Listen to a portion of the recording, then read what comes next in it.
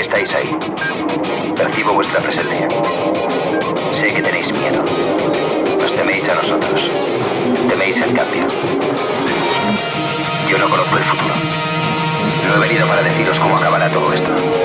Al contrario, he venido a deciros cómo va a comenzar. Voy a colgar el teléfono. Y luego voy a enseñarles a todos lo que vosotros no queréis que vean. Les enseñaré un mundo sin vosotros. Un mundo sin reglas y sin controles, sin límites ni fronteras. Un mundo donde cualquier cosa sea posible.